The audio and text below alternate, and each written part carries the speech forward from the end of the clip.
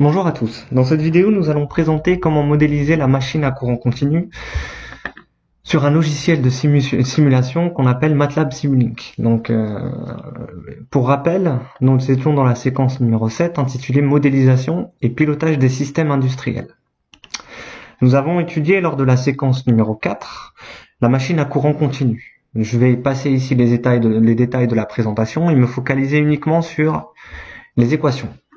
Alors, j'ai représenté ma machine à courant continu dans son modèle global, en m'affranchissant de toutes les hypothèses. Donc, au niveau de l'induit, nous retrouvons un circuit RLE. Et au niveau de la partie mécanique, nous avons donc pris en compte les frottements secs et frottements visqueux, regroupés dans ce qu'on appelle la constante de frottement F. Le système met en rotation une inertie équivalente, présentant son couple résistif.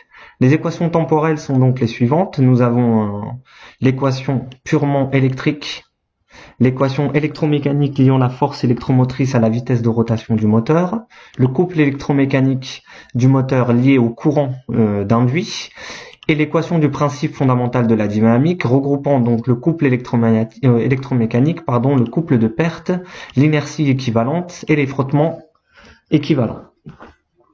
Si nous passons dans le domaine de la place, la première équation purement électrique est obtenue de cette forme. Nous avons isolé le courant, car nous voyons bien évidemment que le courant est la variable d'état ou variable énergétique. Les équations électromécaniques sont inchangées et l'équation mécanique met en exergue la vitesse de rotation du moteur, donc par l'équation différentielle suivante. Nous pouvons ici représenter par un schéma bloc le modèle équivalent de la machine à courant continu à aimant permanent.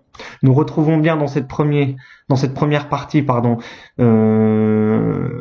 l'équation régissant la variable d'état qu'est le courant. Ici, les deux équations purement électromécaniques. Ici, la fonction transfert régissant l'évolution de la vitesse, ainsi que la position. Car en effet, la position est l'intégrale de la dérivée, et donc nous retrouvons bien une fonction de transfert présentée par un intégrateur pur. L'objectif maintenant est de réaliser ce modèle. Dans un premier temps, nous allons uniquement réaliser le modèle du